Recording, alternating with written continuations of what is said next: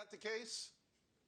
No, not one bit. I mean, look, 16, we had the Brexit result, and I think that fed in very directly to Americans going out and voting for Donald Trump, believing that actually the establishment could be beaten. We, nearly 3 years after that vote, we found ourselves without Brexit. The date we were due to leave by British law was just frankly ignored. And many said the populist revolt was over. People didn't know what they voted for. Brexit would never happen.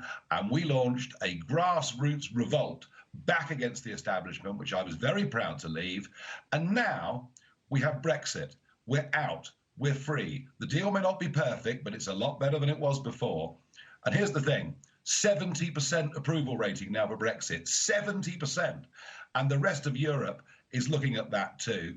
Into the bargain, our Labour Party, which had always been a patriotic left of centre party, became a globalist party, opposed to Brexit, wholly unconcerned by open borders and mass legal and illegal immigration. And then the final kicker, the Labour Party became the party of cancel culture, which means that what you do is you eradicate your nation's history and teach your children in schools. They should be ashamed of who they are. And do you know what's happened? I'll tell you what's happened, Charles. Working class Britain in their millions feel alienated by the new socialist internationalist Labour Party. They deserted it, and socialism is now dead on the floor. It won't come back for decades, I promise you.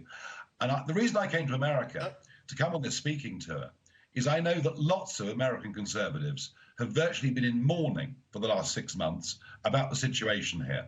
And I've come to say, we looked down and out in the spring of 19. We've now achieved some amazing things. And you in the midterms can do the same, because the Democrats are making exactly the same mistakes, moving to the left and alienating many of their own people.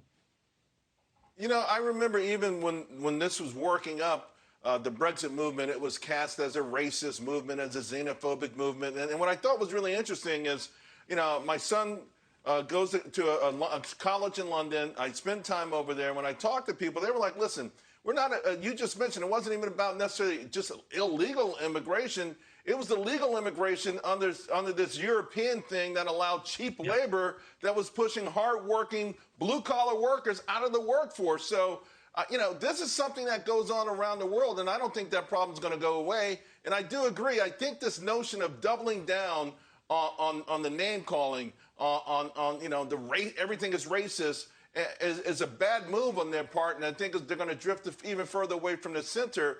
But what do you make of where we are right now, particularly in Europe? Because I feel like continental Europe now is running to the warm embrace of China, taking that easy Belt and Road money, and I think they're making a bigger mistake.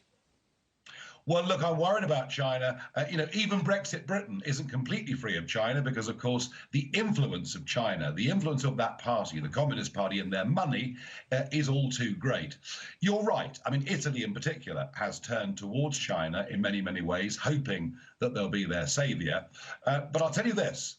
The overall European project itself, now they see that Britain's doing well with Brexit. I don't believe that this globalist project will even exist in 10 years' time. I don't believe the Dems will stay in power in America. And I think what you'll see is the election of the Biden administration actually is the short-term blip. The populist movement has got a lot further to run. We're beating globalism. We now have to find out and work out how to beat Chinese communism. And Charles, to me, in the end, it's all about us as consumers. If we stop buying Chinese-made products and are prepared to pay a little bit more for homemade products, we can stop the inexorable rise of China. Yeah. I say that make the connection to homemade products and American jobs over and over and over again. Same thing in the UK. Make that connection, and people will probably say, I'll pay a few bucks extra so my neighbor has a job and we have security. Nigel, great seeing you, my friend. It's been far too long. Thank you, Charles. We will make America great again.